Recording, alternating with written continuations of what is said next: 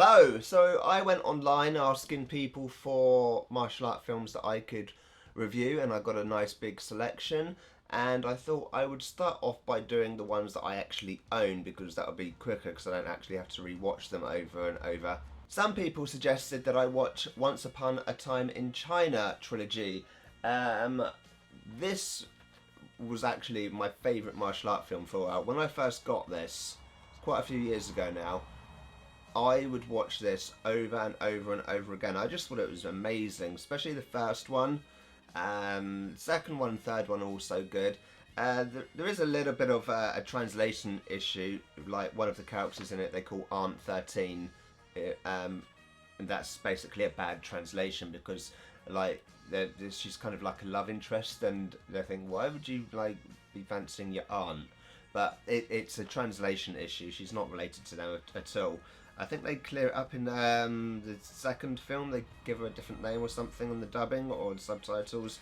Anyway, apart from minor translation issues, it's an amazing martial art film. It's a brilliant kung fu film. Some of the acting is a little bit wooden here and there. I mean, Jet Li obviously does a superb job. Some of the people playing the Americans or the British, their acting is just it's not great. It doesn't take away from the overall story and narrative in the film, because to be honest, you kind of expect it. I've got a lot of these films, like you can see, this has been published and distributed by Hong Kong Legends, as you can see there. The camera's not focusing on it. There you go. I went through a phase of just buying all the Hong Kong Legends films I could find. This is when I was much younger.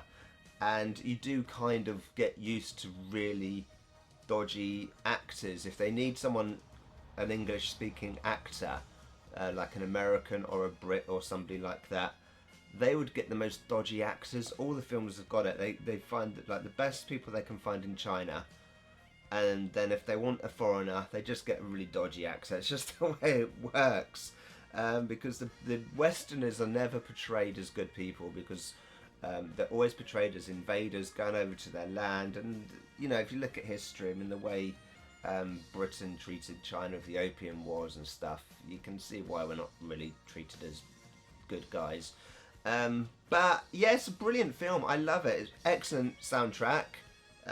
It's classic tune that you hear in any Wong Fei-hung film. So in the film, they've got various dojos which are competing against each other. It's how it used to be back in those days. You'd have one dojo might challenge another dojo to take their students. They've got that kind of thing, but also got the mix of modern weapons, of guns and stuff being introduced, and how can you can defend yourself from a lead ball with kung fu.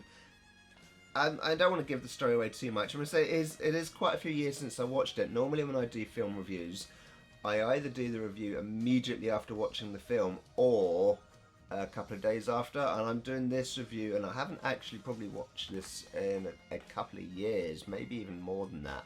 So I'm kind of just doing it off long-term memory. But it is definitely worth a watch. All of the three films in the trilogy are worth a watch. Very, very good. Anyone who is really into martial art films, kung fu films, should watch it. Probably has watched it, but if you haven't, give it a watch. I mean, when did this come out? It's quite old, this film now.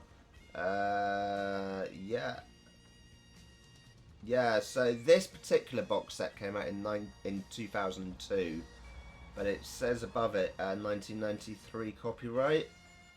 That must be for the original film. Let's have a look. But this particular one is a box set. It's got all three discs in there. Oop, that one's come out. That one doesn't seem to want to stay in. Yeah, so this is the box set that I have. It actually has postcards as well. They're actually proper postcards. They've actually got a place to put the stamp and write and everything. They're proper postcards that come with it. So it's a collector's one. So yeah, this film is a big deal. If you're into martial art films, basically, I'm just going to praise it and say it's an excellent film. Everything right from the opening scene. You see them practicing on the beach.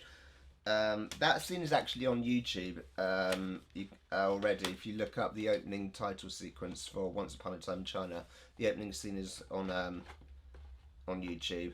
It's just the whole thing, the Chinese culture, the way they were feeling at the time with Westerners coming over, with their various trade and their various religions and stuff, like Christianity was going over there, and basically they're just trying to live their life with their traditions. I just think it's a brilliant film. I can't fault it, apart from the wooden axing, but I think that was probably a deliberate choice to use bad Western axes. But apart from that, it's a brilliant film. It's just, if you're into that sort of thing, it is definitely worth watching. And if you haven't watched it, and you're into martial art or kung fu films, what are you doing? This is a classic. You really just need to, sort it out and watch it, because it's good. So I've been mostly talking about the original, but all three are in the trilogy. One of the main actors, I can't remember his name.